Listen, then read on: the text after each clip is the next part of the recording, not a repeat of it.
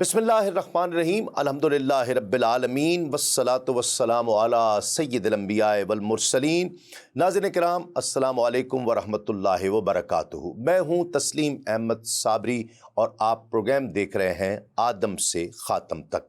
नाज़रीन किराम, नए साल के आगाज़ पर तमाम देखने वालों के लिए नेक ख्वाहिशात, नेक तमन्नाएँ। अल्लाह करीम ये साल हम सब के लिए रहमत व बरकत का बायस बनाए।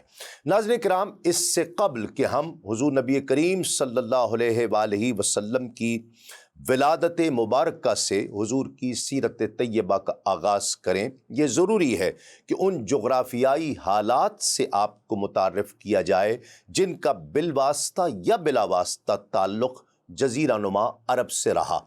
ईरान या फ़ारस हो, शाम हो, यूनान हो, सल्तनत रोमा जिसे रोम कहा जाता है, और हिंदुस्तान।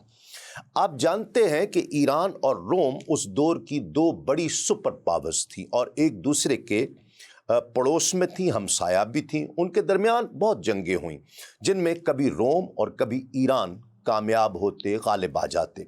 सरहदी झड़पें तो मामूल की बात थी, लेकिन दिलचस्प बात यह है कि एक ताकत यूरोपी और दूसरी एशियाई ताकत थी। आगाज़ करते हैं फ़ारस के ज़िक्र से। 6ठी सदी ईस्वी में मुमलिकत ईरान का हुदूद अरबा वो नहीं था जो आज के दौर के ईरान का है। मौजूदा दौर की बहुत सी आज़ाद मुमलिकतें उस वक्त ईरानी रियासत का हिस्सा थी। उर्दू दायरातुल मारिफ़ इस्लामिया के मुताबिक 3री सदी ईस्वी का ईरान बलूचिस्तान, केच, मकरान, किरमान, गौर, Bamiyan, हिंदुकश, Sistan, ज़ाबिलिस्तान, Khorasan, Isfahan, Mazandaran, इस्तराबाद, गिरगान, फ़ारस, लारस्तान, खुज़िस्तान, अफ़गानिस्तान, काबुलिस्तान, पंजाब, कुर्दिस्तान, शेरवान, मूसल और दियार बकर पर मुश्तमिल था। ये वो तमाम हिस्से थे जो ईरान का फ़ारस का हिस्सा थे। ईरान का लफ्ज़ आरियाना से मुश्तक़ है, जिसका मतलब है आर्याओं की सरज़मीन। दायरा मारिफ़ इस्लामिया में मज़कूर है कि मौर्रिख़ीन का इस बात पर इत्तेफ़ाक़ है कि 9वीं सदी क़ब्ल मसीह में आर्याई नस्ल की एक शाख जनूबी रूस से चलकर मग़रबी ईरान के सिलसिला कोहे ज़ागरूस के वस्ती इलाक़े मीडिया में आबाद हो गई थी और उसी जोग्राफियाई निस्बत से ये लोग माड कहलाए। इसी नस्ल की एक दूसरी शाख मशरक़ी ईरान में वारिद हुई। ये लोग सूबह किरमान से होते हुए पारस यानी फ़ारस आए और फिर पारसी कहलाए। अहले ईरान, नाज़रीन किराम, जिस तारीख़ी अहद से हम बहस का आगाज़ करना चाहते हैं वो सासानी ख़ानदान की हुक्मरानी का अहद है। उस ख़ानदान की शहनशाहियत का बानी अर्दशीर था। उसने 28 अप्रैल 224 ईस्वी में तीसफोन को फ़तह किया और जब वो उस शहर में फ़ातिहाना शान व शौकत से दाखिल हुआ तो उसने आशकानी ख़ानदान के जानशीन होने का दावा कर दिया। इस तरह सासानी ख़ानदान की हुक्मरानी का आगाज़ हुआ। अहले ईरान के अकायद के बारे में ब्रिगेडियर जनरल सर पर्सी साइक्स ने अपनी किताब द हिस्ट्री ऑफ पर्शिया में लिखा है कि आर्या कौम मज़ाहिर परस्ती का शिकार थी। रोशनी, शफ़ाफ आसमान, आग, हवाएं, हयात बख्श बारिशें, उन सब की मुक़द्दस माबूद की तरह परस्तिश की जाती थी, जबकि जुल्मत और कहत साली को मलून देवता तस्वुर किया जाता था।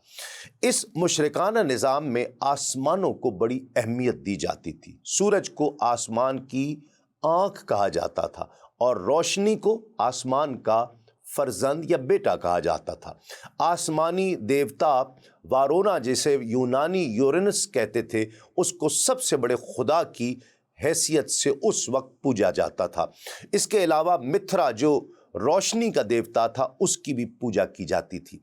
वारोना और मिथ्रा के बारे में उनका अकीदा ये था कि वो इंसानों के दिलों के हालात और उनके आमाल का मुशाहिदा करते हैं और सब कुछ देख रहे होते हैं। ज़ियाउन नबी में बहवाला हिस्ट्री ऑफ पर्शिया तहरीर है कि इस मज़ाहिर परस्ती के दौर में ज़रतश्त का ज़हूर हुआ। اس مذہب کے پیروکاروں کو زرتشتی کہا جاتا تھا یا زرتشی کہا جاتا تھا، اور یہ لوگ آج بھی ایران، پاکستان، بھارت اور دیگر خطوں میں پائے جاتے ہیں۔ ناظرین کرام، زرتشت کے بارے میں تاریخ میں تفاصیل کم ہی ملتی ہیں، اسی لیے کچھ عرصہ قبل تک یہ تصور کیا جاتا تھا کہ زرتشت ایک دیو مالائی کردار سمجھا جاتا ہے، ایک فرضی شخصیت جس کا کوئی حقیقی وجود تک نہ ہو، لیکن اب ایسے دلائل اور شواہد مل چکے ہیں جن کی بنا پر مورخین اور محققین اسے ایک حقیقی شخص یقین کرنے لگے ہیں۔ ناظرین کرام، تحقیق کے مطابق زرتشت آذربائیجان کا باشندہ تھا۔ ان کی پیدائش یورومیا جھیل کے مغربی کنارے پر ایک قصبے میں ہوئی، اس قصبے کا نام بھی یورومیا ہی تھا۔ زرتشت کا عہد شباب تنہائی اور خلوت گزینی میں بسر ہوا۔ اس وقت وہ ہمیشہ غور و فکر میں مصروف رہا کرتا۔ اس اثناء میں انہیں خواب میں 7 مرتبہ بشارت ہوئی، جس کی بنا پر انہیں یقین ہو گیا کہ انہیں اللہ رب العزت نے پیغمبری کے منصب پر فائز کر دیا ہے، اور انہوں نے اس کا اعلان بھی کر دیا۔ اس اعلان کے بعد سالوں میں زرتشت کو بہت کم کامیابی ہوئی۔ پہلے 10 سالوں میں ان کے حلقہ عقیدت میں صرف ایک شخص، پورے 10 سالوں میں صرف ایک شخص داخل ہوا۔ اپنے آبائی وطن میں اپنی دعوت کی کامیابی سے مایوس ہو کر اس نے مشرقی ایران کا سفر اختیار کیا۔ وہاں صوبہ خراسان کے شہر کشمار میں اس کی ملاقات وستاسپ، جو وہاں کا حکمران تھا، اس سے ہوئی۔ یہ وہی شخص تھا جس کو فردوسی نے اپنے شاہنامہ میں گستاسپ کے نام سے بھی یاد کیا ہے۔ شاہ گستاسپ زرتشت کا دست راز ثابت ہوا، اس کی وجہ سے اس مذہب کو ترقی اور عروج نصیب ہوا۔ اسی اثناء میں وسط ایشیا کے تورانیوں نے ایران پر حملے کا آغاز کر دیا۔ ایک روایت کے مطابق تورانیوں اور زرتشتیوں کے درمیان فیصلہ کن جنگ جدید سبزوار کے قصبے کے مغرب کی طرف ایک میدان میں لڑی گئی۔ تورانیوں نے جب دوسری مرتبہ حملہ کیا تو زرتشت، جو اپنی مقبولیت کے عروج پر تھے، بلخ کے مقام پر قتل کر دیے گئے۔ زرتشت سے پہلے آرین باشندے مظاہر فطرت کی پرستش کیا کرتے تھے، لیکن زرتشت نے خدائے وحدہ لا شریک پر ایمان لانے کی لوگوں کو دعوت دی، جسے ان کی زبان میں اہورا مازدا کہا جاتا ہے یا ارموزد کہا جاتا ہے۔ اس کا معنی ہے کہ سب کچھ جاننے والا، خداوند برتر اور ساری دنیا کا پیدا کرنے والا۔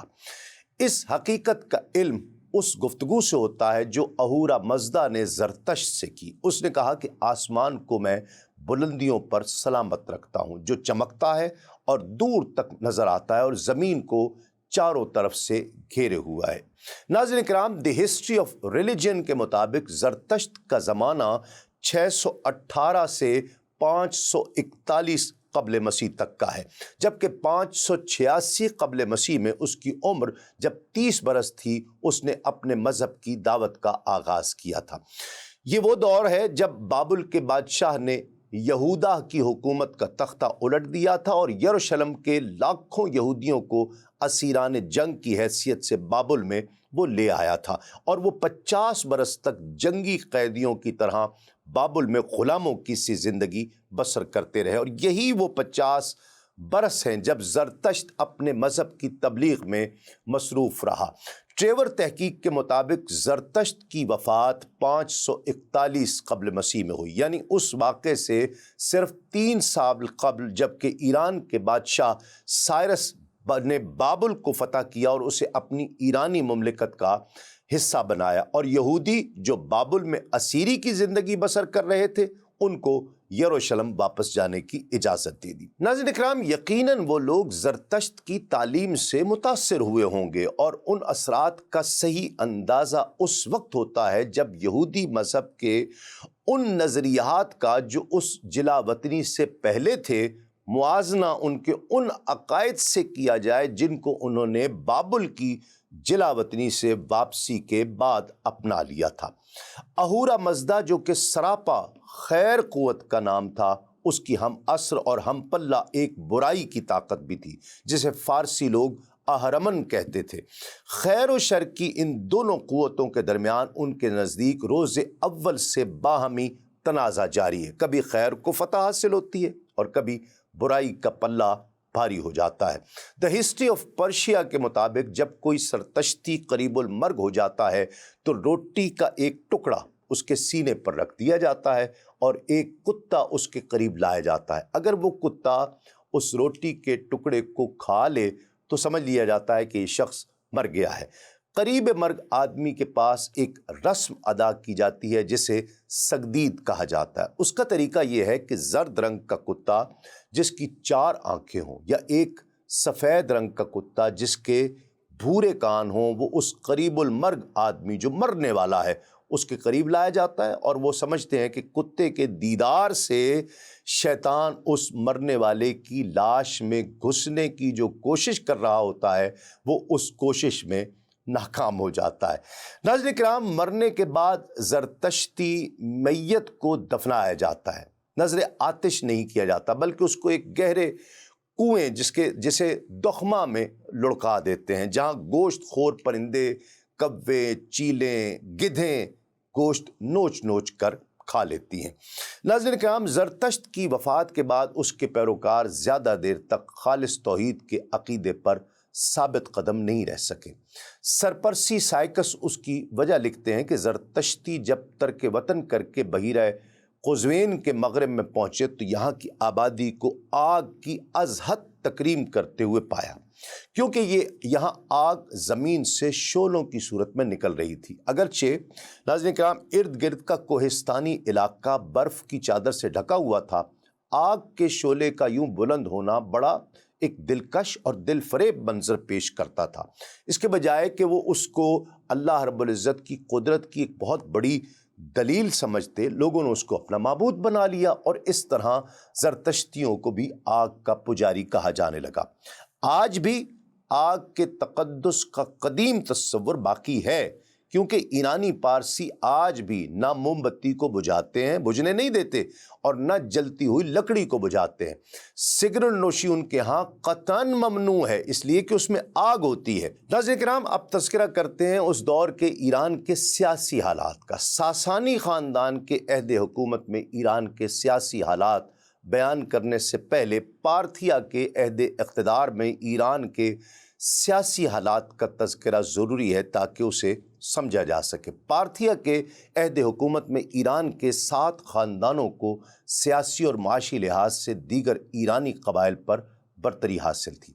ان 7 خاندانوں میں 2 تو شاہی خاندان تھے، ان کے علاوہ 5 خاندانوں میں سے 2 خاندان امتیازی شان کے مالک تھے۔ ایک تو سورین کا خاندان تھا، اس خاندان کو بادشاہ کو تاج پہنانے کا موروثی حق حاصل تھا، اور دوسرا قارین کا خاندان تھا۔ ان گھرانوں میں جو لوگ گاؤں کے سربراہ ہوا کرتے تھے وہی حکومت کے مدار اور محام ہوا کرتے تھے، اور انہی میں وہ بڑے بڑے باج گزار حاکم تھے جو شاہی فوج کے لیے اپنی رعایا سے سپاہی بھرتی کرایا کرتے تھے۔ رعایا یا کسان جن کے ذمہ فوجی خدمت ہوا کرتی، وہ ان طاقتور سرداروں کے قبضے میں ایک طرح کی غلامی کی زندگی بسر کیا کرتے تھے۔ عہدہ شاہی اشکانی خاندان کے ساتھ مخصوص تھا، لیکن یہ ضروری نہیں تھا کہ باپ کے بعد بیٹا ہی جانشین ہو، موروثیت نہیں تھی۔ اس خاندان کے اکابر اس بات کا فیصلہ کیا کرتے تھے بیٹھ کر کہ کس کو بادشاہ ہونا چاہیے۔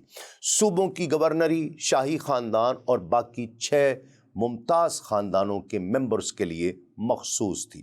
مجلس شورا بھی شاہی گھرانے کے شہزادوں اور بقیہ 6 ممتاز خاندانوں کے رؤساء پر مشتمل ہوا کرتی۔ ناظرین کرام، جہاں تک ایرانیوں کے معاشرتی اور سماجی حالات کا تعلق ہے تو اس عہد کے ایران کی تاریخ کا مطالعہ کرنے سے یہ چیز بالکل آشکار ہو جاتی ہے کہ ایرانی معاشرہ مختلف طبقات میں منقسم تھا، اور ان کے درمیان ایسی محکم حد بندیاں تھیں جن کو بآسانی عبور نہیں کر سکتے تھے۔ معاشرے کے جس طبقے میں وہ پیدا ہوئے، عمر بھر وہ اس طبقے کے ساتھ وابستہ رہنے پر مجبور ہوا کرتے تھے۔ ان کو اپنا آبائی پیشہ ترک کرنے کی آزادی نہیں تھی۔ چنانچہ پروفیسر آرتھر لکھتے ہیں کہ طبقہ نجبا یعنی شرفاء اور عوام الناس کے درمیان نہایت محکم حدود قائم تھی، دونوں کی ہر چیز میں واضح امتیاز تھا، فرق محسوس ہوتا تھا۔ سواری میں، لباس میں، مکان میں، باغات میں ایرانی سوسائٹی کی عمارت دو ستونوں پر قائم تھی، ایک نسب اور دوسرا جائیداد۔ عورتوں اور خدمت گاروں میں عام طور پر نچلے طبقے کا کوئی فرد اعلیٰ طبقے میں منتقل نہیں ہو سکتا تھا، لیکن اگر کسی شخص میں کوئی غیر معمولی صلاحیت ہوتی یا غیر معمولی جوہر ہوتا تو اس کا طرح طرح سے امتحان لیا جاتا۔ اگر وہ ان تمام آزمائشوں میں پورا اتر جاتا تو پھر اس کو اعلیٰ طبقے میں داخل ہونے کی اجازت ملا کرتی تھی، لیکن یہ عملاً شاذ و نادر ہی ایسا ہوا کرتا تھا۔ ناظرین کرام، ایران بعہد ساسانیان میں تحریر ہے کہ معاشی لحاظ سے ایرانی سوسائٹی دو بہت ہی واضح طبقوں میں بٹی ہوئی تھی۔ ایک تو تھا طبقہ امراء، رؤساء، جاگیرداروں کا طبقہ، اور فوجی جرنیلوں کا مراعات یافتہ طبقہ تھا۔ ان کے پاس سارے ملک کی دولت یوں سمجھ لیجئے کہ سمٹ کر ان کے پاس آ گئی تھی۔ اگرچہ ایران کا سرکاری مذہب زرتشتی تھا اور اس کی شریعت میں زراعت کو بڑی اہمیت حاصل تھی، ان کی مذہبی کتب میں اس پیشے کو عظیم اور مقدس پیشہ کہا گیا تھا۔ اس کے باوجود ناظرین کرام، کسانوں کی حالت بہت قابل رحم تھی۔ وہ اپنی زمین کے ساتھ بندھے رہا کرتے تھے، ان سے ہر طرح کی بیگار اور جبری خدمت کی جاتی تھی۔ جب فوج کسی میدان جنگ کی طرف کوچ کرتی تو ان بیچارے کسانوں کے بڑے بڑے گروہ ان کے پیچھے چلا کرتے تھے تاکہ فوجیوں کی خدمت بجا لائے اور ان کے ہر حکم کی تعمیل کے لیے ہمہ وقت حاضر رہیں۔ اس پر مزید ستم یہ کہ ان غریبوں کو کسی قسم کی تنخواہ یا اجرت نہیں دی جاتی تھی۔ قانون بھی اس غریب طبقے کی زیادہ حمایت نہیں کرتا تھا۔ امراء اپنے زیر فرمان کسانوں، غلاموں اور رعایا کی زندگی اور موت کا اپنے آپ کو مالک اور مختار سمجھا کرتے تھے۔ کسانوں کا تعلق بڑے زمیندار کے ساتھ تقریباً ویسا ہی تھا جیسے غلاموں کا تعلق اپنے آقاؤں کے ساتھ ہوا کرتا ہے۔ وہ اس بات کے بھی بہت پابند ہوا کرتے تھے کہ بوقت ضرورت فوجی خدمت انجام دینے کے وہ پابند رہیں گے۔ ناظرین اکرام، ٹیکسز کا سلسلہ بھی ختم ہونے پر نہیں آتا تھا۔ نت نئے ٹیکس کاشتکاروں پر لگائے جاتے تھے جنہوں ان کی کمر توڑ کر رکھتی تھی۔ اس لیے بہت سے کاشتکاروں نے زراعت کا پیشہ ہی ترک کر دیا، حالانکہ ان کے یہاں یہ ایک مقدس پیشہ تھا۔ اگرچہ فوج میں بھرتی ہونے سے ٹیکسز کا بوجھ کم ہو جاتا تھا، لیکن انہیں ان بے مقصد اور خون ریز جنگوں سے کوئی دلچسپی نہیں تھی جن میں حکمران طبقے نے اپنی رعایا کو ہر طرف الجھا رکھا تھا۔ انہوں نے عبادت گاہوں اور خانقاہوں میں پناہ لینا شروع کر دی۔ اس سے بے روزگاری اور جرائم میں روز بروز اضافہ ہوتا جاتا تھا۔ لوگ ناجائز طریقوں سے روپیہ بٹورنے کی بیماری کا بری طرح شکار ہو گئے۔ ناظرین کرام، دا ہسٹری آف پرشیا کے مطابق اخلاقی لحاظ سے بھی ایرانی معاشرہ زوال اور انحطاط کی گہری پستیوں میں گر چکا ہوا تھا۔ جس معاشرے میں ناظرین کرام استغفر اللہ بیٹی اور بہن تک کو اپنی منکوحہ بنانا گوارا کر لیا جاتا ہو، بلکہ اسے باعث رحمت آسمانی خیال کیا جاتا ہو، نعوذ باللہ، اور جس معاشرے میں اپنی بیوی کو عاریتاً اپنے کسی بھی دوست کے حوالے کر دینا ایک پسندیدہ اور قابل تعریف فعل سمجھا جاتا ہو، وہاں ضبط نفس کے بارے میں سوچنا اور جنسی بے راروی پر کوئی قدغن لگانا کیسے ممکن ہو سکتا ہے؟ اس لیے زنا بدکاری کا عام رواج تھا۔ شراب کھلے بندوں پی جاتی تھی، بیچی جاتی تھی، خریدی جاتی تھی، بلکہ مذہبی تقریبات میں اس کو بڑے اہتمام سے حاضرین کی تواضع کے لیے پیش کیا جاتا تھا۔ ان معاشی ناہمواریوں اور معاشرتی بے راہ رویوں کے باعث مصدق کو اپنا فلسفہ پیش کرنے کی جسارت بھی ہو سکی اور اسے ناقابل تصور کامیابی بھی حاصل ہوئی۔ ناظرین کرام، ایرانی معاشرے کا ماحول پہلے ہی اتنا تعفن زدہ تھا، ایسے حالات میں کوئی نہ کوئی تبدیلی ضرور ہوتی ہے۔ ایک شخص مصدق نے، جو مورخ طبری کے قول کے مطابق نیشا پور کا رہنے والا تھا، یہ اعلان کر دیا کہ تمام انسان مساوی ہیں، کسی کو کسی پر کوئی فوقیت اور امتیاز حاصل نہیں ہے۔ ہر وہ چیز جو ایک انسان کو دوسرے انسان سے بالا تر کر دے وہ اس قابل ہے کہ اسے مٹا کر ہی رکھ دیا جائے۔ اس دعوت میں ایک تلخ حقیقت تھی اور وہاں کے مظلوم، محروم اور بے بس آبادی زیادہ بڑی بے تابی سے اس دعوت کو قبول کرنے کے لیے تیار تھی۔ مصدق نے کہا کہ صرف دو چیزیں ایسی ہیں جو انسانوں کو مختلف طبقات میں تقسیم کرتی ہیں اور ان کے درمیان ناجائز امتیازات کی دیواریں چن دیتی ہیں، وہ ہیں جائیدادیں اور عورت۔ کیونکہ سب انسان مساوی ہیں، اس لیے کسی شخص کو کسی جائیداد پر خصوصی حق ملکیت حاصل نہیں ہو سکتا، اور کوئی عورت کسی ایک شخص کی منکوحہ بن کر نہیں رہ سکتی۔ انسانی مساوات کا یہ بنیادی تقاضا ہے کہ نہ کوئی جائیداد کسی کی ملکیت ہو اور نہ کوئی عورت کسی ایک شخص کی مخصوص بیوی بنے، بلکہ ہر قسم کی جائیداد بھی سب کے لیے مشترک ہو اور ہر ایک اس سے استفادہ کر سکتا ہو، اور ہر عورت بھی سب کے لیے مشترک ہو جائے۔ ناظرین کرام، ایران کے حالات کا تو اتنا ہی اس قدر ہی ذکر ملتا ہے، ایک اور بڑی تہذیب یعنی یونان، ایک بہت اس وقت کی سمجھ لیجئے کہ بہت بڑی طاقت ہے، اس کا ذکر کرتے ہیں کہ آفتاب اسلام کے طلوع ہونے سے قبل اس وقت کی مشہور دوسری عالمی طاقت یعنی سلطنت روم اور اس میں بسنے والے شہریوں کی زندگی کے مختلف گوشوں کے بارے میں کچھ عرض کرنا ہم ضروری سمجھتے ہیں تاکہ اس خطے کے حالات سے آپ واقف ہو سکیں۔ رومی چونکہ یونانیوں کے جانشین ہیں، ان کے سیاسی، معاشی اور معاشرتی نظریات بڑی حد تک یونانی فلسفیوں اور حکماء کے نظریات سے متاثر نظر آتے ہیں، اس لیے مناسب معلوم ہوتا ہے کہ اختصار کے ساتھ یونان اور اہل یونان کا بھی تذکرہ کر دیا جائے، کیونکہ یہ وہ ناظرین کرام خطہ ہے جہاں کے نابغہ روزگار فضلاء، علماء اور علم و حکمت کی قندیلیں روشن کی اور تہذیب و تمدن کا وہ سمجھ لیجئے کہ تصور پیش کیا جس کی روشنی سے وہ خطہ اس وقت جگمگانے لگا، جبکہ سارا یورپ جہالت اور توہم پرستی کی تہ در تہ تاریکیوں میں ڈوبا ہوا تھا۔ یونانی تہذیب کی تشکیل میں اس کے محل وقوع کا بہت بڑا کردار ہے۔ یونان کا خطہ بحیرہ روم یعنی میڈیٹرینین سی شمالی ساحل پر اس کے واقع ہے۔ یہ مختلف پہاڑی سلسلوں کا مجموعہ ہے جن کے درمیان ایسی وادیاں نہیں جہاں کھیتی باڑی کی جا سکتی ہو۔ دشوار گزار پہاڑوں کی وجہ سے باہمی آمد و رفت از حد دشوار اور کٹھن مرحلہ، ناقص نظام مواصلات اور آمد و رفت کے ذریعے کے فقدان کے باعث ایک متحدہ حکومت قائم کرنا بہت ہی مشکل تھا جہاں ایک دوسرے خطوں سے رابطہ ہو سکے۔ اسی وجہ سے یونان کا خطہ بے شمار چھوٹی چھوٹی شہری ریاستوں پر مشتمل تھا۔ وہ اپنے داخلی اور خارجی معاملات میں کافی حد تک آزاد تھے۔ زراعت صرف پہاڑوں کے درمیان جو تھوڑا سا حصہ وادی کا تھا وہاں ہو سکتی تھی، اس لیے مزروعہ رقبہ بہت محدود تھا۔ اجناس سے خوردنی اتنی مقدار میں پیدا کی جا سکتی تھی جن سے صرف وہاں کے باشندے ہی بمشکل گزر اوقات کر سکتے ہوں۔ بحیرہ روم کے دوسرے علاقوں کی طرح یہاں بھی بارشیں عموماً مئی کے مہینے سے ستمبر تک کے درمیان اس عرصے میں ہوا کرتی تھی۔ یونانی دیومالائی دیوتاؤں کے ایک وسیع خاندان سے اپنے مذہبی عقیدت رکھا کرتے تھے۔ ان کے عقیدے کے مطابق دیوتاؤں کا یہ خاندان کوہ اولمپس کی برف پوش بلندیوں پر سکونت پذیر تھا۔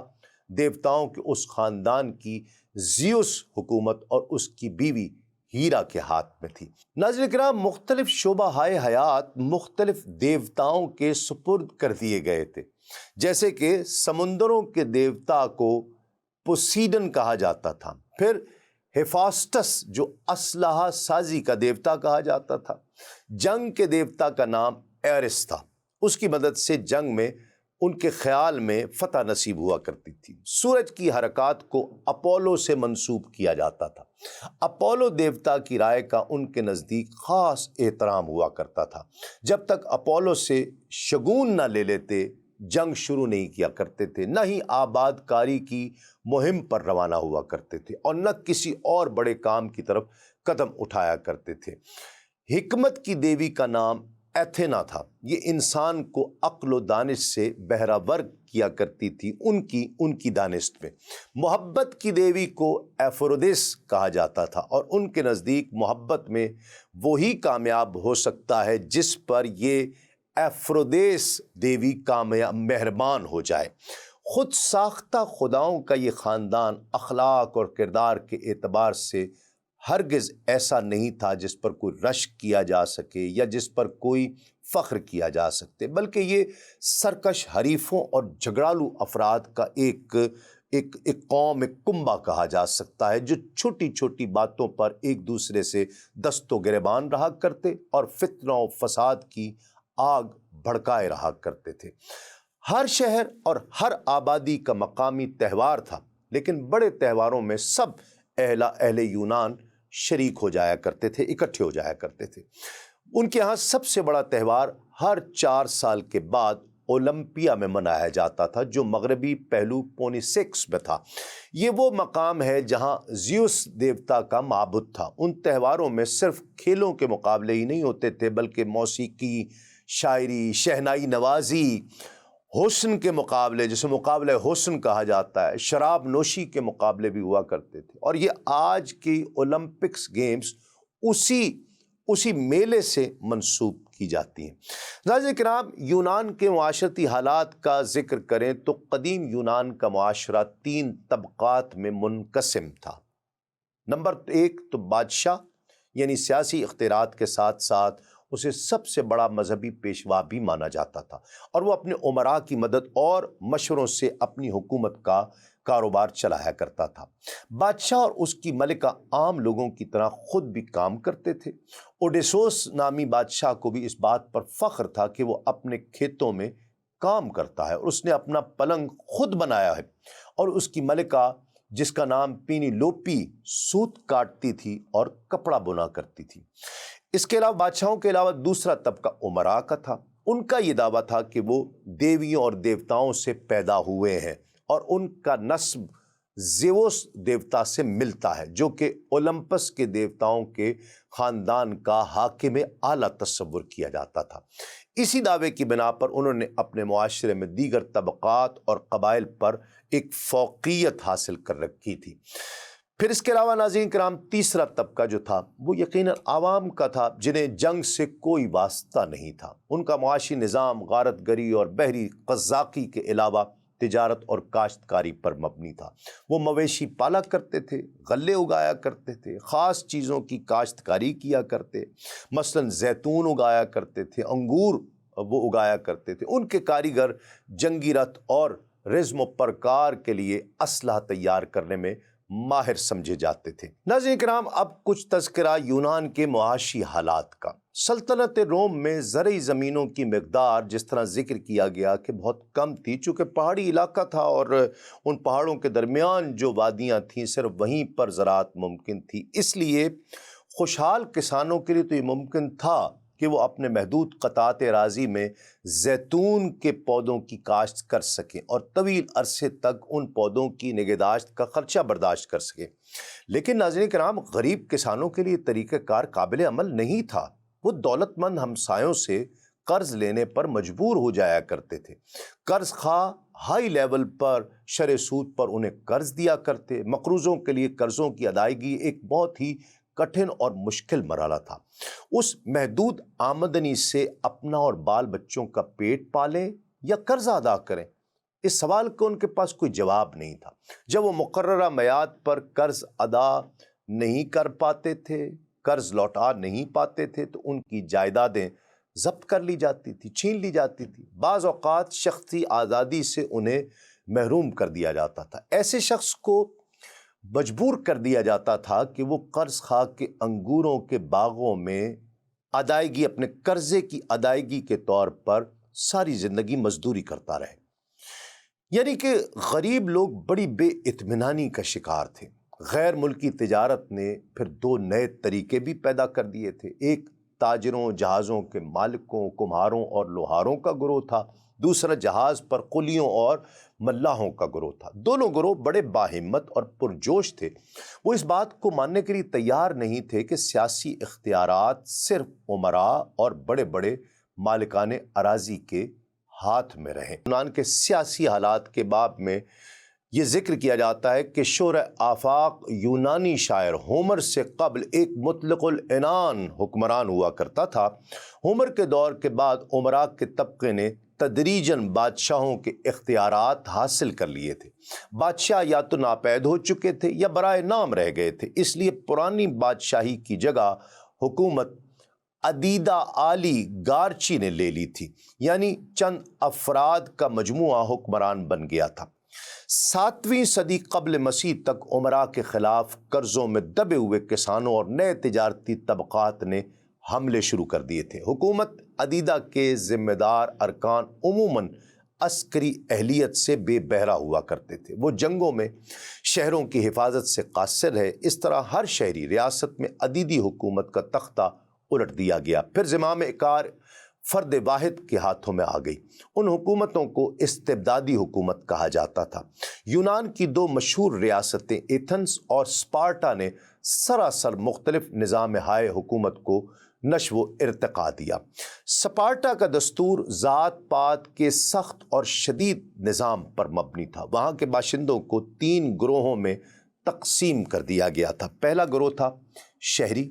سپارٹا کے اصل باشندے جو پوری آبادی کا 5 سے سمجھ لیجیے کہ 10% تک تھے، یہی طبقہ حکمران تھا۔ فوج انہی کے جوانوں پر مشتمل ہوا کرتی تھی، وہ اور کوئی کام نہیں کیا کرتے تھے۔ دوسرا تھا غلام۔ ان کا تناسب سپارٹا کے اصلی باشندوں کے مقابلے میں 10 اور 1 کا تھا۔ اکثریت ان کی تھی، کھیتی باڑی یہی کرتے تھے، انہیں زمینوں سے وابستہ کر دیا گیا تھا۔ کچھ لوگ بطور مزدور کھیتوں میں کام کیا کرتے، ان کے شخصی ملازم ہوا کرتے تھے۔ ناظرین کرام، اس کے علاوہ تیسرا طبقہ کسانوں کا، کان کن، تاجر اور دیگر شہری سرگرمیاں انجام دینے والوں کا تھا۔ اگرچہ یہ آزاد تھے لیکن ان کو کوئی سیاسی حق حاصل نہیں تھا۔ یہ اہل اسپارٹا میں شامل نہیں ہو سکتے تھے اور نہ ان میں شادی کرنے کی ان لوگوں کو اجازت ہوا کرتی تھی۔ ایتھنز کی ریاست میں عورتوں کو سیاسی حقوق بالکل حاصل نہیں تھے۔ ان کا اصل وظیفہ یہی تھا کہ گھروں میں رہیں، کھانا پکائیں اور بچوں کی پرورش کریں۔ ایتھنز کی پوری آبادی کم و بیش 3,15,000 اس وقت ہوا کرتی تھی۔ اس میں سے 1,70,000 شہری تھے، ان میں سے 30,000 بالغ مرد سمجھ لیجئے، انہیں کو مؤثر شہریت حاصل تھی۔ 1,15,000 غلام اور 30,000 اجنبی یا وزٹرز جو باہر سے آئے ہوئے لوگ تھے۔ نہ انہیں زمین خریدنے کا کوئی حق تھا اور نہ وہ وہاں کی شہریت کے حقوق حاصل کر سکتے تھے۔ چاندی کی کانوں میں کام کرنے والے مزدوروں پر شدید مظالم کیے جاتے تھے، وہ پابجولا رکھے جاتے تھے، ان سے زیادہ کام لیا جاتا تھا۔ ارسطو نے غلام کی تعریف کرتے ہوئے کہا ہے کہ یہ ایک آلہ ہے جس میں جان ہو، یعنی ارسطو کے نزدیک غلام انسان نہیں ہے، یہ ایک مشین ہے جس میں جان ڈال دی گئی ہے اور وہ تمام انسانی احساسات اور شعور سے یکسر محروم ہو۔ ناظرین کرام، یونان کے سرسری ذکر کے بعد ذکر کرتے ہیں اس دور کی بہت بڑی طاقت، یعنی جسے سلطنت روم کہا جاتا ہے۔ روم کے محل وقوع نے اس کی اہمیت میں بڑا اضافہ کر دیا تھا۔ حضرت عیسیٰ علیہ السلام کی پیدائش سے قبل اٹلی کے دریائے ٹائبر کے کنارے 7 چھوٹی پہاڑیوں پر مٹی کے بنے 7 گاؤں آباد ہوا کرتے تھے، جو وقت کے ساتھ ساتھ ترقی کر کے روم نام کے ایک چھوٹے سے شہر میں تبدیل ہو گئے۔ اگلی صدیوں میں اس کا بتدریج بحیرہ روم کے ارد گرد اور دوسرے ممالک پر قبضہ ہوتا چلا گیا اور 500 سال تک یہ ایک طاقتور سلطنت بن گئی، ایک دنیا کا مرکز بن گیا، دنیا کا ایک سمجھ لیجئے کہ تاریخ کا ایک انوکھا باب بن گیا۔ اپنے عروج کے دور میں سلطنت روم یورپ، ایشیا اور افریقہ کے مختلف ممالک پر مشتمل 23 لاکھ مربع میل کے، جی ہاں 23 لاکھ مربع میل کے رقبہ پر پھیلی ہوئی تھی۔ یہ نہ صرف ماضی کے شاندار تہذیبوں جسے میسوپوٹیمیا، مصر اور بالخصوص قدیم یونان کے ثقافتی ورثے کی امین اور محافظ سمجھا جاتا، بلکہ طرز سیاست، انتظام حکومت، قانون اور تعمیرات اور پبلک ورکس کے میدانوں میں شاندار اضافے بھی ان لوگوں نے کیے۔ جدید مغربی تہذیب کی ثقافت، قانون، ٹیکنالوجی، فنون، زبان، مذہب، طرز حکومت، سیاست، افواج اور طرز تعمیر پر قدیم رومی سلطنت کے دیر پا اثرات ہیں۔ روم کا شہر جو آج بھی قائم دائم ہے، طبعی طور پر دفاعی نقطہ نظر سے بہت مستحکم ہوا کرتا تھا۔ اس میں بآسانی قلعہ بندیاں کی جا سکتی تھیں اور دشمن کی بڑی سے بڑے حملے اور بڑی سے بڑی فوج سے اس کی حفاظت کا فریضہ بہت آسانی سے انجام دیا جا سکتا تھا۔ یہ آج کے اٹلی کے وسط میں اس کے مغربی ساحل سے تقریباً 15 میل کے فاصلے پر تھا۔ اٹلی آب و ہوا اور زمین کے اعتبار سے بحیثیت عمومی بحیرہ روم کے اوصاف و خصائص کا مرقع ہے۔ اٹلی کے زرعی میدان اگرچہ بہت زیادہ وسیع نہیں، لیکن یونان کے مقابلے میں ان کا رقبہ بہت زیادہ ہے اور زمین بڑی زرخیز ہے وہاں کی۔ ناظرین کرام، قانون قدرت کے مطابق رومی سلطنت میں وقت کے ساتھ طرح طرح کی انتظامی اور عمرانی خرابیاں رونما ہونے لگیں، جس سے امن و امان کی صورتحال بگڑتی چلی گئی اور ہر سالار فوج جو کسی علاقے کو فتح کر لیا کرتا وہ بے انداز اختیارات کا مالک بن جایا کرتا تھا اور منمانی کرتا تھا۔ ظاہری طور پر اگرچہ جمہوری حکومت اپنے تمام اداروں کے ساتھ قائم رہا کرتی تھی، لیکن اس کے ادارے رفتہ رفتہ بے اثر ہوتے چلے گئے اور ان میں نہ یہ قوت رہی کہ بیرونی حملہ آوروں کی یلغار کے سامنے بند باندھ سکے اور نہ ان میں یہ صلاحیت رہی کہ وہ اندرون ملک بے چینی کی اٹھنے والی لہر پر قابو پا سکے۔ تو اس طرح دن بدن حالات سنگین سے سنگین ہوتے چلے گئے۔ مختصراً پھر گزرتے وقت کے ساتھ ساتھ شہنشاہی کا سلسلہ شروع ہوا اور آخر دم تک بادشاہی نظام جاری رہا۔ اس عرصے میں جناب مسیح علیہ السلام کا ظہور ہوا۔ آپ کی حیات طیبہ میں یہودیوں نے آپ پر اور آپ کی والدہ ماجدہ پر بڑے سوقیانہ الزامات عائد کیے اور آپ کی نبوت اور رسالت کی مخالفت میں اپنے تمام وسائل اور اثر و رسوخ استعمال کرتے رہے۔ حضرت مسیح علیہ السلام کے آسمانوں پر اٹھا لیے جانے کے بعد پہلی 2 نسلوں میں آہستہ آہستہ پوری رومی سلطنت کے اندر پھیل گیا۔ پہلی صدی گزرنے کے بعد مسیحیت کا بیج سلطنت کے ان تمام حصوں میں بویا جا چکا تھا۔ پھر 4تھی صدی کے اوائل میں ان کی تعداد اتنی زیادہ ہو گئی کہ اس وقت کے شہنشاہ گلیرکس نے 311 عیسوی میں رواداری کا سرکاری فرمان جاری کر دیا اور اس وقت ناظرین کرام اس پر دستخط کیے جب وہ بستر مرگ پر تھا اور مرنے کے قریب تھا۔ اس کے بعد قسطنطین نے 313 عیسوی میں میلان کے فرمان شاہی کے ذریعے مذہبی آزادی کا بھی اعلان کر دیا۔ پھر 325 عیسوی میں مسیحیت کے مذہبی رہنماؤں کی ایک مجلس شہنشاہ نے اپنی سرپرستی میں ناقیہ کے مقام پر منعقد کی۔ قسطنطین کی موت کے وقت کلیسا اس درجے پر پہنچ چکا تھا کہ رومی سلطنت کا سرکاری مذہب بن سکے۔ اس طرح قسطنطین نے بھی بپتسمہ لیا اور اپنے عیسائی ہونے کا اعلان کر دیا۔ ناظرین کرام، کرین برٹن اپنی مشہور کتاب تاریخ تہذیب میں اعتراف کرتا ہے کہ مسیحیت صرف اس لیے کامیاب نہیں ہوئی کہ اس نے بت پرست مذاہب کی خرابیوں کے خلاف علم جہاد بلند کیا، بلکہ اس کی کامیابی کی وجہ یہ بھی تھی کہ اس میں بت پرستی کی بہت سی چیزیں شامل کر لی گئی تھیں۔ اس نئے مذہب میں قدیم تر مذاہب کے اصول اور اعمال مستعار لینے اور اپنے اندر جذب کرنے کی صلاحیت موجود تھی۔ مثلاً مسیحیوں نے حیات جاودانی اور قیامت کے بارے میں جو تصورات پیش کیے ان کا مصریوں، یونانیوں اور یہودیوں کے تصورات سے گہرا تعلق تھا۔ ناظرین کرام، روم کے معاشرتی حالات کا ذکر کرتے ہیں کہ سلطنت روم کی آبادی 2 طبقات میں منقسم تھی۔ ایک طبقہ امراء کا تھا اور دوسرا عوام کا۔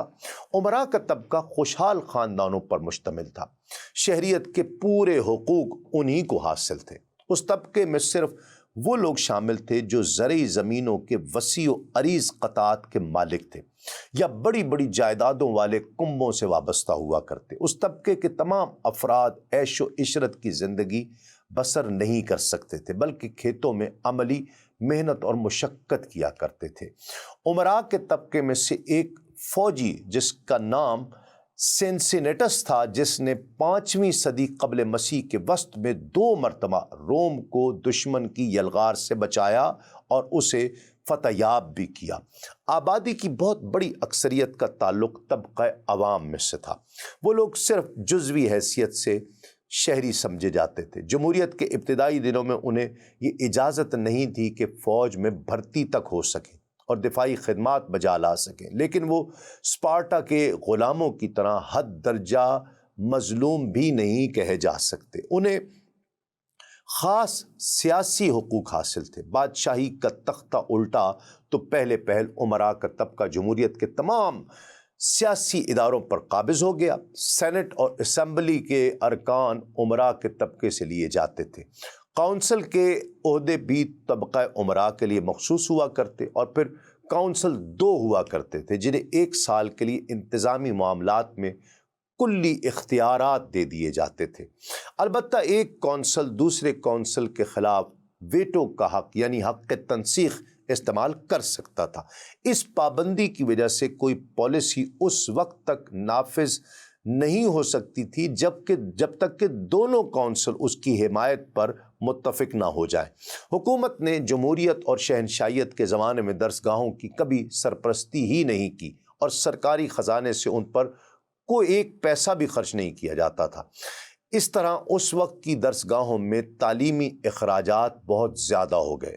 وہی بچے درسگاہوں میں تحصیل علم کے لیے داخل ہو سکتے تھے جن کے والدین تعلیم کے اخراجات برداشت کرنے کی سکت رکھا کرتے تھے۔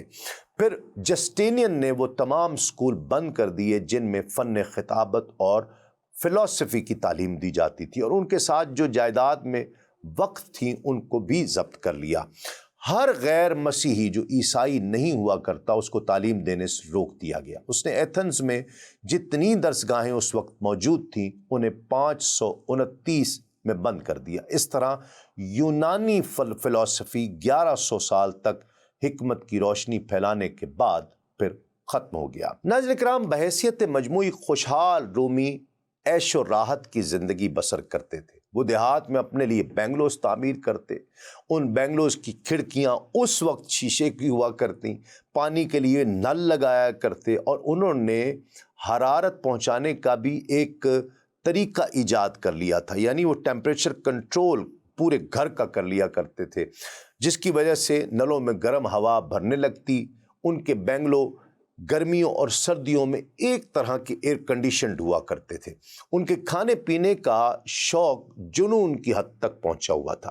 ناظرین کرام، اس بات سے اندازہ لگا لیجئے کہ حد یہ ہے کہ وہ ایک مرتبہ کھانا کھا کر عمدن خود جان بوجھ کر کرتے تاکہ دوسری مرتبہ لذیذ کھانوں سے لطف اندوز ہو سکے، لیکن دوسری جانب کسانوں کے لیے آرام کے سامان سمجھ لیجئے کہ نہ ہونے کے برابر تھے۔ شہروں میں عام لوگ لکڑی کی بدنما جھونپڑیوں میں رہا کرتے جو 6-6 7 منزلہ ہوا کرتی۔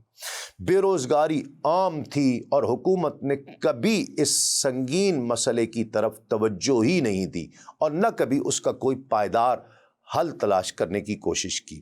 نصف سے زیادہ آبادی خیرات پر گزر اوقات کیا کرتی۔ رومی سلطنت کی تمام ریاستوں میں امیروں اور غریبوں کے درمیان وسیع ایک خلیج حائل تھی، بہت فرق تھا۔ سلطنت نے رعایا کے لیے بلا امتیاز امیر اور غریب حمام اور سرکس مہیا کر دیے تھے، جنہیں دیکھنے کے لیے اور ان میں غسل کرنے کے لیے کوئی ٹکٹ خریدنا نہیں پڑتا تھا۔ سرکس میں جنگی رتھوں کی دوڑ اور جنگی مقابلے ہوا کرتے۔ دوڑوں میں شرطیں لگائی جاتی، فقراء اپنی قسمت کو سنوارنے کے لیے ان شرطوں میں بڑھ چڑھ کر بازی لگایا کرتے تھے، اور اس طرح ان کی جیب میں جو کچھ ہوتا وہ بھی پھر جوئے کی نظر ہو جایا کرتا۔ ناظرین کرام، مزید وضاحت کے لیے ول ڈیوران کا یہ اقتباس بڑی بصیرت افروز ہے کہ حکومت کا اقتصادی نظام مخلوط قسم کا تھا۔ اس میں نجی کاروبار کی بھی اجازت تھی اور اس میں بعض صنعتوں کو حکومت نے اپنی ملکیت میں بھی لے لیا تھا۔ کسانوں کے حقوق ملکیت کے بارے میں جیلینین کا قانون نافذ تھا اور اسی پر عمل ہو رہا تھا۔ جاگیریں وسیع سے وسیع تر ہوتی جا رہی تھیں اور کاشتکار بیچارے مجبوراً بڑے زمینداروں کی غلامی کی زنجیروں میں جکڑے چلے جا رہے تھے، کیونکہ قحط سالی یا طغیانی کی وجہ سے ان کی زرعی پیداوار پوری طرح متاثر ہوا کرتی، لیکن ٹیکسز کا بوجھ جوں کا تو ان پر قائم تھا۔ پے در پے جنگوں کی وجہ سے عام کاشتکار روز افزوں ٹیکسز کے بوجھ کو برداشت کرنے سے قاصر رہا کرتا تھا۔ صنعتی کارخانوں میں مزدوری کرنے والے لوگ آزاد تھے۔ شام، مصر، شمالی افریقہ میں مزدوروں کو جبراً کام کرنا پڑتا تھا تاکہ آبپاشی کی بڑی نہروں کو درست رکھا جا سکے۔ حکومت اپنے کارخانوں میں زیادہ تر ایسی چیزیں بناتی جن کی فوج کو، افسر شاہی کو اور اہل دربار کو ضرورت ہوا کرتی تھی۔ ناظرین کرام، عوام کی خستہ حالی کا تو یہ عالم تھا، لیکن دوسری جانب شاہی خاندان اور حکومت کے افسران اور رؤساء کی عیش کوشی کی داستانیں پڑھی جائیں تو انسان کی عقل دنگ رہ جائے۔ ان کے عالی شان محل، دیوان خانے، ناو نوش کی مجلسیں، عیش و عشرت کے ساز و سامان کی انتہا نہیں۔ ناظرین کرام، صحابی رسول اور شاعر دربار رسالت حضرت حسان بن ثابت رضی اللہ تعالی عنہ نے ان کی ایک مجلس کا نقشہ اس طرح کھینچا ہے کہ میں نے 10 باندیاں دیکھیں جن میں 5 روم کی تھیں جو بربط پر گا رہی تھیں اور 5 وہ تھیں جو اہل ہیرا کی دھن پر گا رہی تھیں، جنہیں عرب سردار ایاس بن قبیصہ نے تحفہ بھیجا تھا۔ اس کے علاوہ عرب کے علاقے مکہ وغیرہ سے بھی گویوں کی ٹولیاں وہاں پر جایا کرتی تھیں۔ جبلہ جب شراب نوشی کے لیے بیٹھتا تو اس کے نیچے فرش پر قسم قسم کے پھول، چنبیلی کا، جوہی، یہ سب بچھا دیے جاتے اور سونے چاندی کے ظروف میں مشک و عنبر لگائے جایا کرتے۔ چاندی کی تشتریوں میں مشک خالص لایا جاتا۔ اگر جاڑوں کا زمانہ ہوتا تو عود جلایا جاتا، اگر گرمیوں کا موسم ہوتا تو برف بچھا دی جاتی اور اس کے ہم نشینوں کے لیے گرمیوں کا لباس آیا کرتا تھا جس کو وہ اپنے اوپر ڈال لیا کرتے۔ جاڑوں میں سمور، قیمتی کھالیں اور دوسرے گرم لباس حاضر کر دیے جاتے تھے۔ ناظرین کرام، یہ معاشرتی خرابیاں اچھے نتائج کی حامل نہیں ہو سکتی ہیں، اس لیے سلطنت روما کی اخلاقی حالت بھی دگرگوں ہو چکی تھی، جیسا کہ ول ڈیوران کی مشہور کتاب دی ایج آف فیتھ کا ایک اقتباس ہی اس کو سمجھنے کے لیے کافی ہے۔ وہ لکھتا ہے کہ اس زمانے میں عملی طور پر تمام عورتیں بدکار ہو چکی تھیں۔ آپ تصور کیجئے اس دور میں ضبط تولید کے وسائل پر بڑی مستقل مزاجی سے تحقیق جاری تھی اور اس زمانے کے جتنے یہ میڈیکل ریسرچرز تھے اپنی تحقیق میں اس موضوع کو بڑی اہمیت سے ذکر کیا کرتے تھے۔ 4ویں صدی کے ایک مشہور اور قابل ڈاکٹر جن کا نام اوریباسس تھا، اس نے تولید کے موضوع پر، اس کے وسائل پر پورا ایک باب قلم بند کیا ہے۔ ناظرین کرام، قہبہ خانے عام تھے۔ عصمت فروشی کا دھندا اس دور میں برسر عام کیا جاتا تھا۔ جسٹینین اور اس کی ملکہ نے عصمت فروشی کو ختم کرنا چاہا۔ انہوں نے عصمت فروشی کا دھندا کرنے والی تمام خواتین کو قسطنطنیہ سے نکل جانے کا حکم بھی دیا، لیکن انہیں خاطر خواہ کامیابی حاصل نہیں ہو سکی۔ ناظرین کرام، ایران، یونان اور روم پر گفتگو اپنے اختتام کو پہنچتی ہے۔ امید ہے کہ سیرت پاک کی طرف بڑھتے ہوئے آپ کو سرزمین حجاز سے جو متصل خطے ہیں، یا یوں کہہ لیجئے کہ دنیا کے ان حالات سے آگہی مل رہی ہے جن میں طلوع اسلام ہوا تھا۔ اگلے پروگرام میں انشاءاللہ ہندوستان اور مصر کے حالات کے ساتھ دوبارہ آپ کی خدمت میں حاضر ہوں گے۔ آج کے لیے اتنا ہی۔ دیکھتے رہیے آدم سے خاتم تک صرف سنو ٹی وی پر۔ تسلیم احمد صابری کو اجازت دیجیے۔ السلام علیکم، تسلیمات۔